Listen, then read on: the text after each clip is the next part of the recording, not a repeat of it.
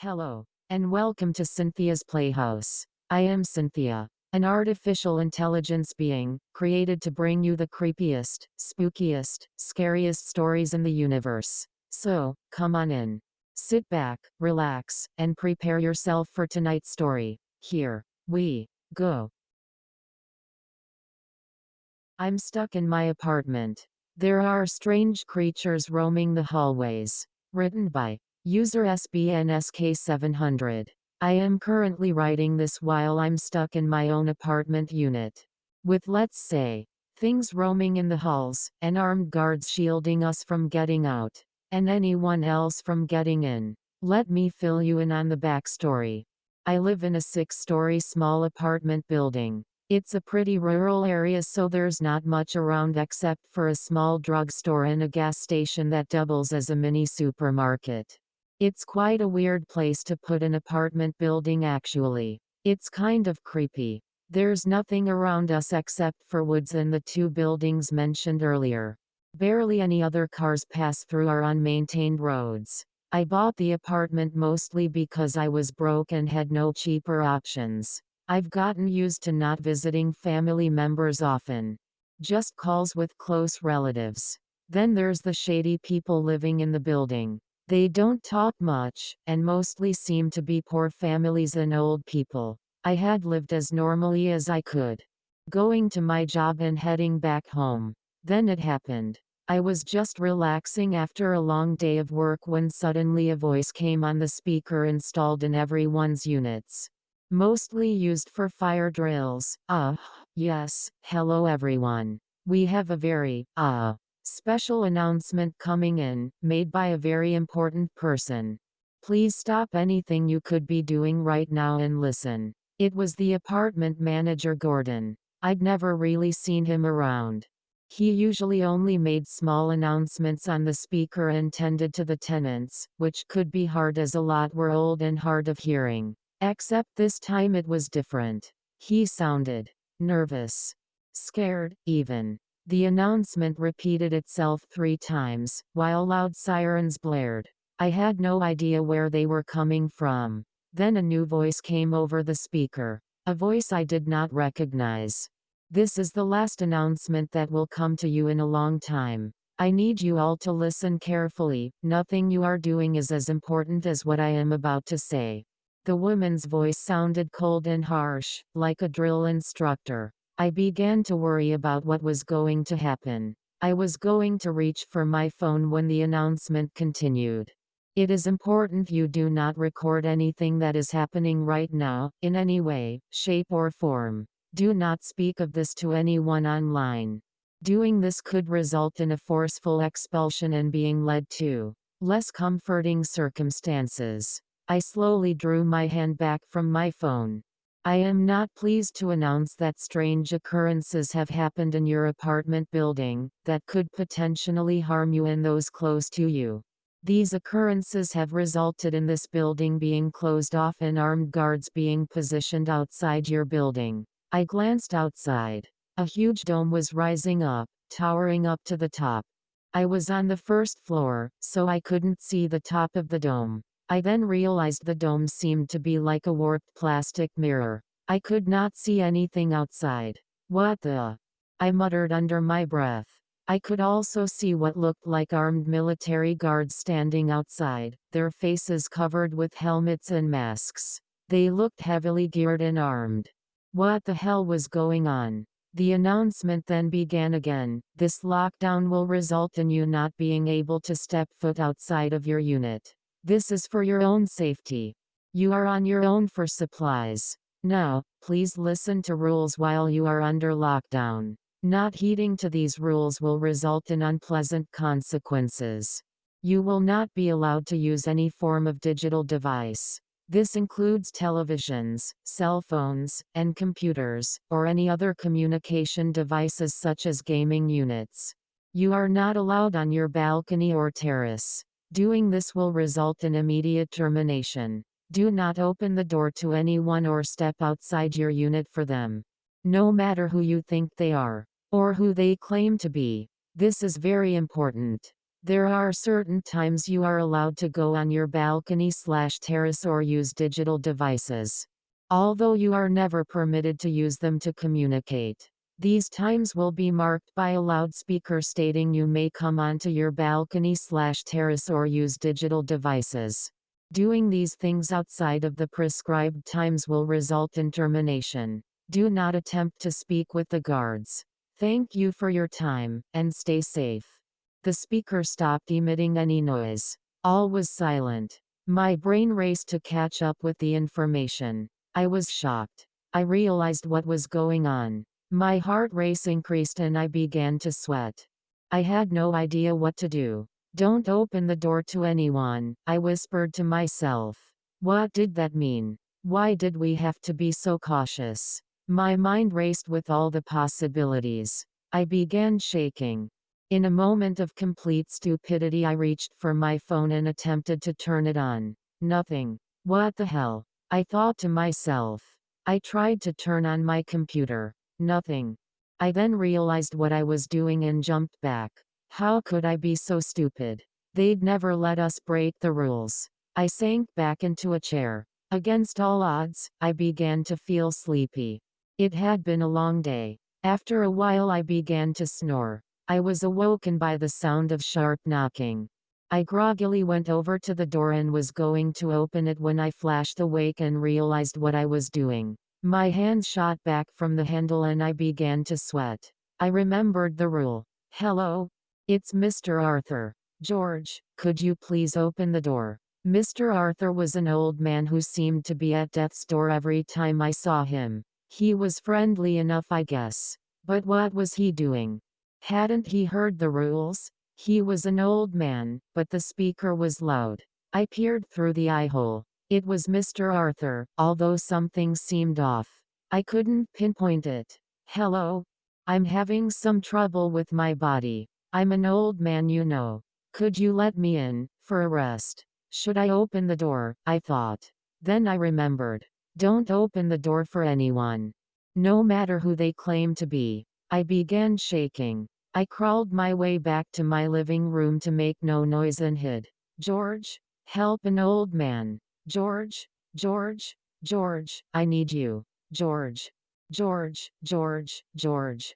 The thing, whatever it was, began to manically repeat my name. I was about to lose it when suddenly it stopped. I listened intently. Then suddenly, I heard a loud pop. I wondered what had happened. Slowly, I went to the door and peered through. Nothing. Well, nothing I expected. It was just a mass of dark. Let's say, liquid. It slithered away. What had just happened? What was that? I shivered in sweat. Suddenly, I heard a voice. Residents of the apartment, you are free to use digital devices and go on your balcony or terrace for 1 hour. Remember, no communications or talking with the guards. Good day. It was another man, although he sounded just as cold and harsh as the woman. Yes, I know what you're thinking. Why would you risk yourself to communicate with us on YouTube? Well, because I need someone to help me. YouTube is where I will find the most people. I used a VPN and put in some precautions so I can try to make sure they don't detect me posting this. I have no other choice, and these creatures seem dangerous. Please, I need someone to help me. I have no idea what is going on, and what those creatures could be.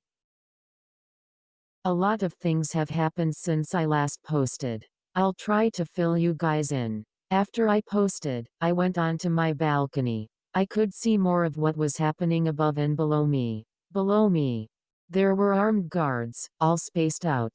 Helmets and masks covered their entire face. They stood staring straight ahead, barely moving. I wondered if they were robots.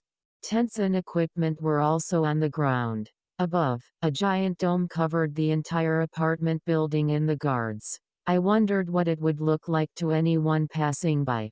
From my knowledge of governments wanting to cover things up, mostly from books and movies, it probably looked like nothing was there. I looked at the guard closest to me. Was he a robot? I thought.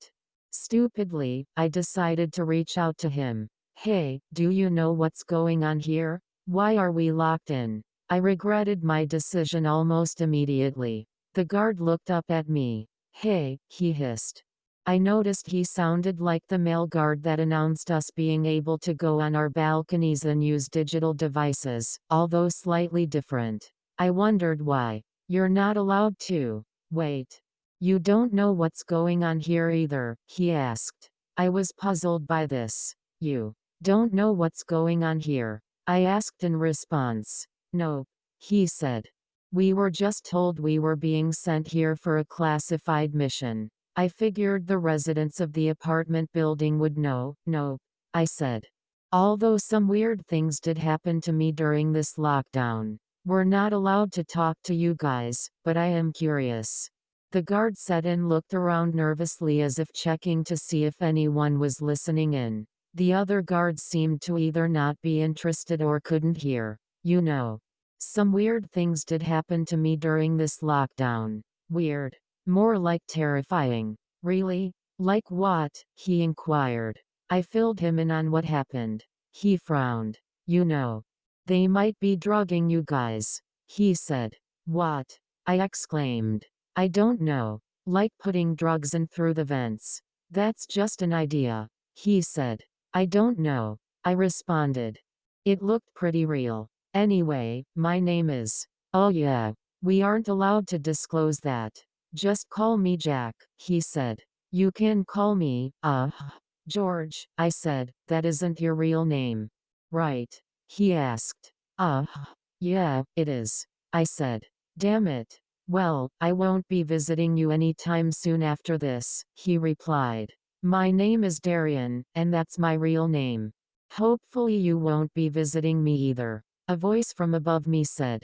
Jack and I looked around. It was Darian, the owner of the gas station.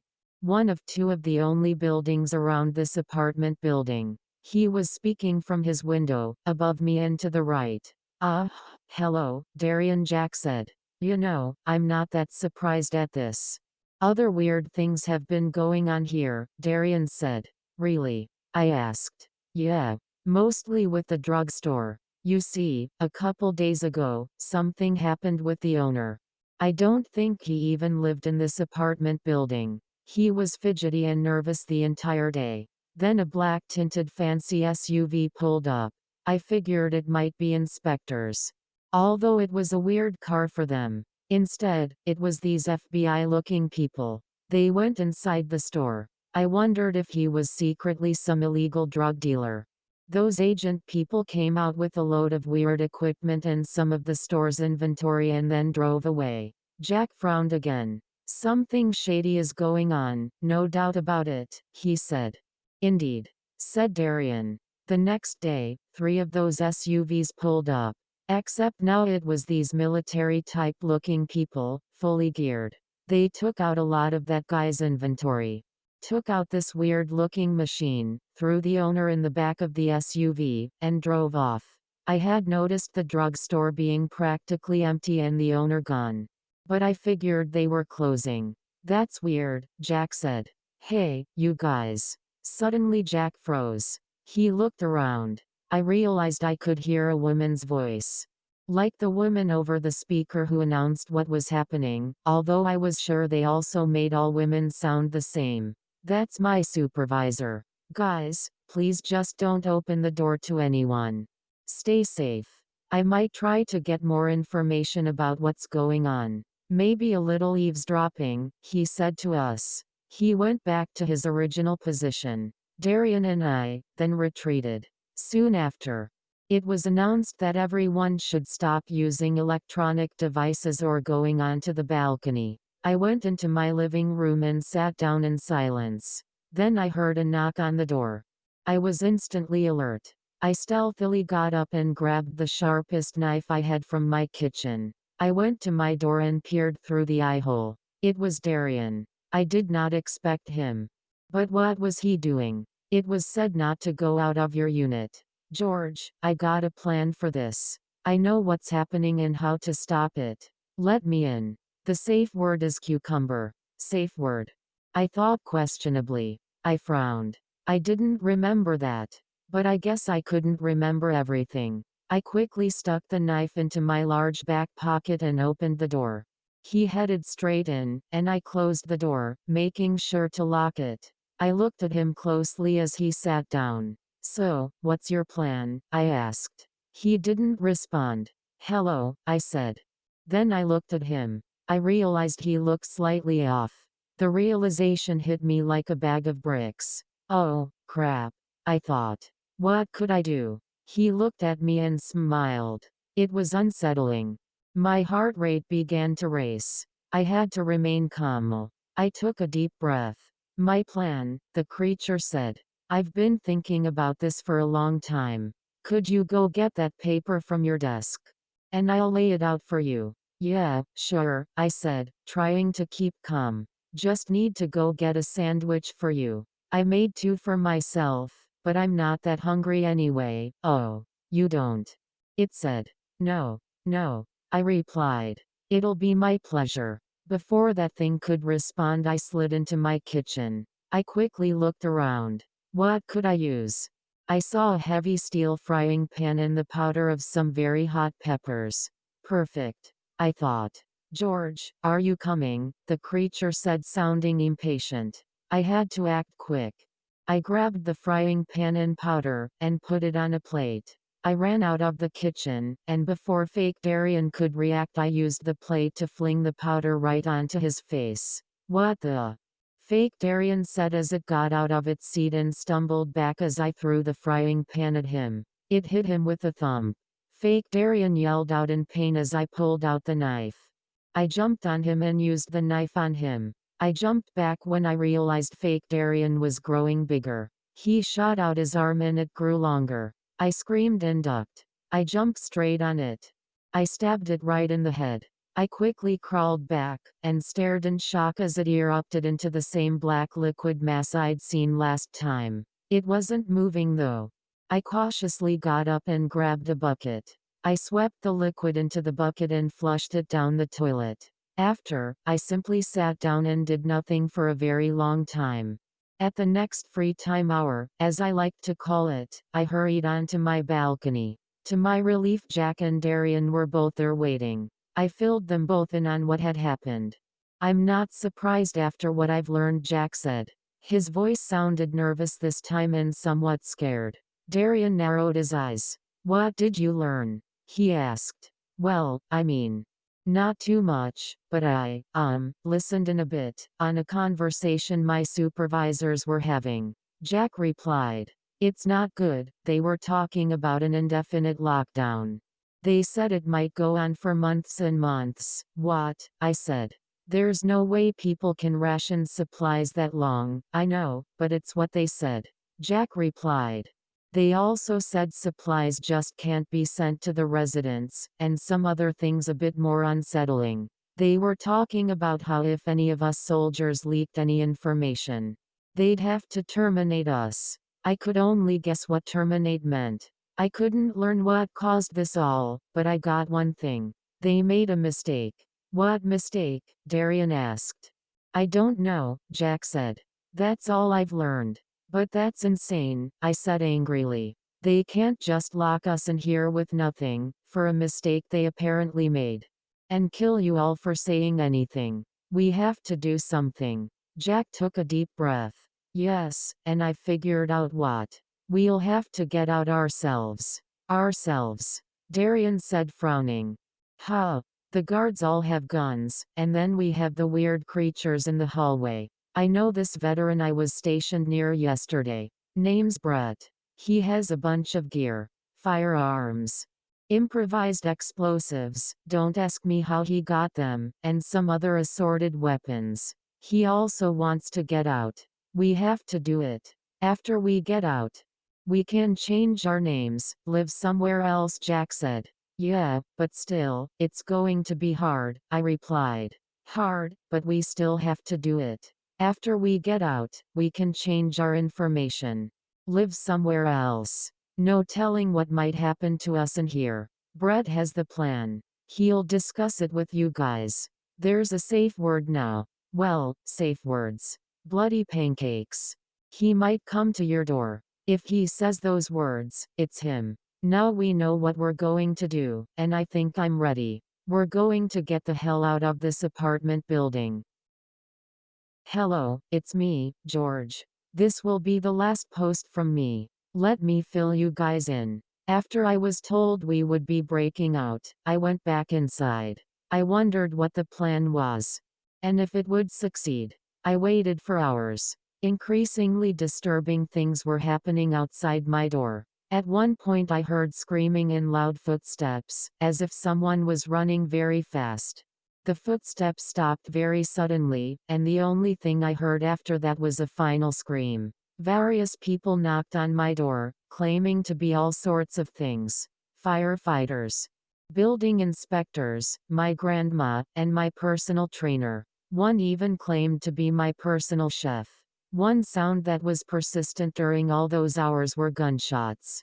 I couldn't tell where they were coming from, but they were definitely there. Sometimes I would hear yelling. There was even an explosion that rattled the apartment building. After some waiting, I heard another knock on the door. I prepared for another creature claiming to be a police officer, but it said something else. It's Darian and Brett. Open the door. I suspiciously got up and headed towards the door. Through the eye hole, I could see Darian and Brett. At least I was pretty sure it was Brett, as it matched the description of him that Jack gave me earlier. I decided to ask them the safe word. Ah. Bloody, ah. The voice of Darian said unsure. Bloody frying pan, the voice of Brett offered. I raised my eyebrows. Definitely the creatures. Let us in. Please. We're going to die. So they were changing their plan. I peered through the eye hole once more. I jumped back. There was an eye staring back at me, but not a regular eye. It was blood red and had purple veins. Suddenly, I heard a gunshot. I pressed my eye to the eye hole and just saw the dark liquid that came from the creatures. Then, another Darian and Brett stepped into view. Brett was holding a rifle. Let us in. Safe word is bloody pancakes. I was still suspicious, as the creatures before had retained some memory, but what else could I do? It seemed like them. And I don't think a creature would kill another one of its kind. I opened the door. Brett strolled right in along with Darian. I closed the door. You know, if you guys are creatures, you just killed another one of your kind. I had no idea why I said that. How do we know you aren't a creature who killed the original George? Darian asked. I couldn't respond. Exactly, Darian said. Let's all just trust each other, and if we get killed, it's better than staying cooped up in this apartment for an indefinite amount of time with murderous creatures roaming everywhere. Brett then called us over. I noticed he had a large piece of paper. So what's the plan? I asked. Brett also had a backpack. He put it on a table, along with the paper, and reached into the backpack. He pulled out 2 large rifles and armored vests. Put the vest on and use the rifles. Have you guys ever used firearms? He asked. I've gone to the target range and shot a bit, so yes. I guess, Darian said. I used to go hunting with a rifle, but I don't anymore, I said. Hunting was one of the things you could do in this rural area. Okay, good. Brett handed us the rifles. You'll need them. We also put on the armored vests. They were heavy. So what's the plan? I asked. He gestured for us to come and look at the paper. There was a detailed drawing of the apartment, the dome, and the space beneath for guards and equipment. We're going to need to sneak down to the lower floor where the entrances and exits are. Those will be heavily guarded. But there's one special exit we can use. What special exit? I've never seen one, Darian asked. I found one a while ago. I was in the basement level of the apartment when I noticed a weird sort of raising on the wall. An entire section of the wall more raised than the rest. I was mildly curious, so I went and touched it. I found a very small handle. It couldn't be seen by someone just strolling through the hallways, as it was small and painted the same way as the rest of the hall. I grabbed the handle and the entire section of the wall that was raised opened. It revealed a trapdoor. I opened it. There was a narrow crawl space. I peered through. There was a turn at the end. I crawled through for what seemed to be about 10 minutes. It was kind of like an emergency exit. Weird they would put it in the basement. At the end, there was a separate small door. It looked like just another part of the wall from the outside. I've talked to Jack, and I don't think it's guarded. They might not even know about it, so we're going that way, Darian asked. Yeah. After that, we'll meet up with Jack. The supervisors usually won't be at the exits of the dome. Jack will disguise us as creatures who need to be experimented on. We get on one of the trucks. And on the way we'll crash the truck, blow it apart with one of my hand grenades, and make a run for it. We'll find a place to live somewhere else. Change our identities. I'm not sure if I'm ready to do that, Darian said. We might need to resort to violent measures, yes, and that's a thing you need to accept. None of these people are your friends. None of the guards except for Jack. I've heard news from Jack.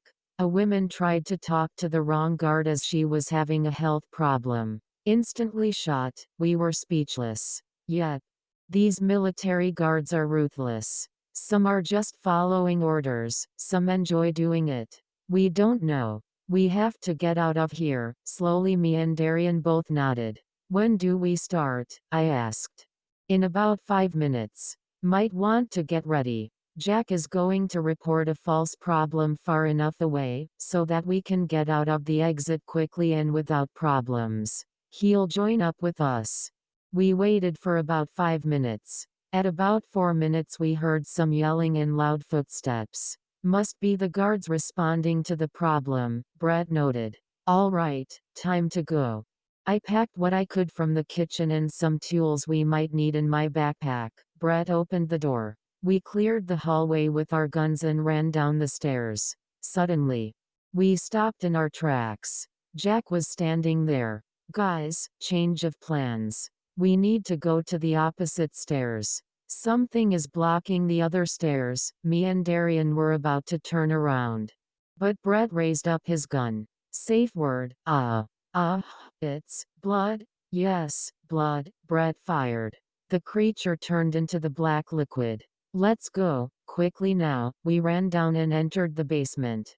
Now, if I can remember what section of the wall, Brett muttered. He looked carefully at the left wall. Found it, he exclaimed. It was a raised section of the wall I hadn't noticed. Brett opened it, revealing a trapdoor. He opened it. He gestured for us to go first into the narrow passageway. We crawled quickly. The passageway was small and awkward, and it was hard to breathe in. The passageway had very sharp turns and the floor was hard and uncomfortable. Suddenly, we saw another Brett. He looked at us and quickly started crawling towards us. Guys, the other Brett yelled. The one behind you is a fake Brett. He took my gun. The Brett behind us took his gun out and pointed it at the second Brett. No, the second Brett yelled.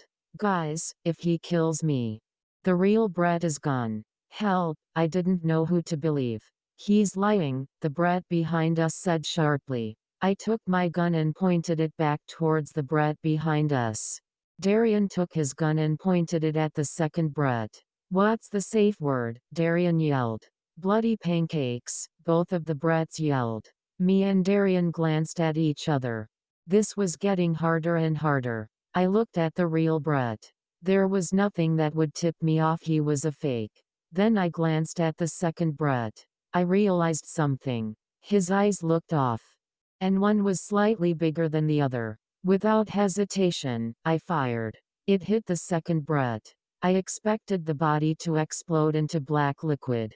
Instead it simply slumped down. What the hell was going on? I turned back to the Brett behind me and realized he was smiling. The realization hit me. I clicked the trigger and it shot the remaining Brett. The body exploded into black liquid. I just sat there, numb. Darian nudged me. We have to go. Quick, I killed. The real, we have to go. There's no time to waste. No way you could have known. We have to escape. Darian began crawling again in the even more cramped space now. The smell was terrible. How could it have happened? How did the creature get the gun? The plan, kill its own kind. What was the real Brett doing? Darian stopped suddenly. He pointed. There was another trapdoor. Light came through it. Darian wrenched it open and came through. Jack was waiting. Let's go. Quickly. There isn't much time, we have to get to the exit in trucks before the supervisors come in board. Wait. Where's Brett? I could only shake my head. Jack seemed to understand. His face darkened. We ran quickly. We gave all our equipment to Jack so we wouldn't look suspicious. I got a closer look at the place around us. Soldiers were running back and forth, giving directions to other guards.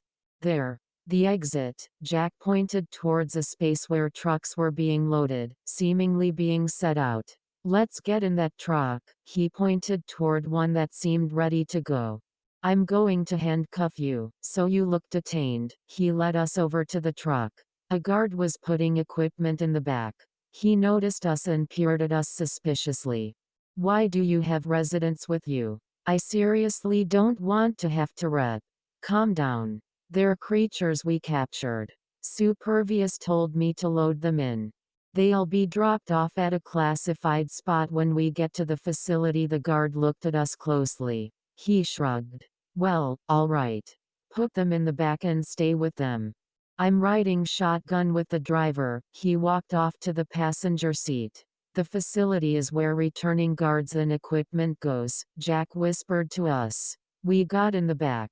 The truck started. I couldn't see the driver. Finally, I get to see what this whole thing looks like on the outside. Maybe take a final look at my gas station, Darian whispered. Shush. Jack whispered even more quietly. I thought about what Darian said. A final look. I realized what escaping would mean. A new life. Probably we couldn't even stay in this country. I had to focus on the mission at hand, though. I could think about the future later. The gate opened. It was wider and bigger than I expected. The truck drove through. There was a window in the back. I looked at the dome as the gate closed. Nothing. I mean that literally. No apartment, no dome, no guards. Just like I assumed.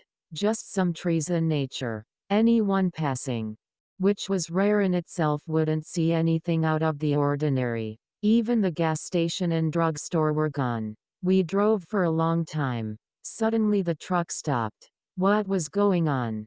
I heard slow clapping from the front. Excellent plan, Jack, the driver said. The driver turned to look at us. The woman looked cold and harsh, and was smiling. Jack reacted in shock. What the? Supervisor? Yes, Jack. I'm your supervisor. I heard about your little plan with your little friends, but, Jack asked. You really think you're that secretive soldier? I have eyes and ears everywhere. Now sit down and listen. You're going to stay there with your buddies, and wait until we get to the facility. We'll deal with these two troublemakers. And then it's your turn. Jack slid down. He looked shocked. What were we going to do? Suddenly, a new expression came onto his face. Anger. He looked at us. He remained silent. The truck started. Jack silently leaned over and unlocked our handcuffs. Over the sound of the engine, you couldn't hear the click. Jack retrieved our weapons. He set them beside us. He began counting down with his fingers. Instantly, I could tell what he was going to do. Me and Darian shook our heads violently. He reached one. He grabbed his gun and shot the guard in the passenger seat. The driver/supervisor screamed and turned the steering wheel. The truck crashed into a ditch. The driver reached for her firearm. Darian fired before she could do anything. Suddenly, another truck pulled up beside us and stopped. 3 guards including the driver jumped out. They began shooting wildly at the truck. Jack instantly jumped out and shot back. I heard yells from both sides. Me and Darian jumped out and helped. Jack took out 2 of the guards. The third one shot Jack. He slumped down and me and Darian fired at the last guard. They were down. We took a look at Jack. I knew it was too late. He was breathing slowly and wasn't conscious. Me and Darian looked at each other. We saluted Jack. I don't know why. Then we got in the other truck. Darian shot anything that might have been a tracking device. I stomped on the pedal. We drove for a long time. We came upon a small farmhouse. We ditched the truck and equipment in a heavily wooded area. I kept a pistol just in case. We knocked on the farmhouse. A kind elderly man answered and let us in. He fed us and let us change clothes. Right now, I'm in one of the rooms. We're tired and have no idea what to do. This will be the last communication I do with you guys. Then I'm going to smash my phone. Thank you all for staying with me. This is the end. I don't know what me and Darian will do from here. There is one thing though. One weird unsettling thing. Darian and the old man. Well, they sort of look a bit off.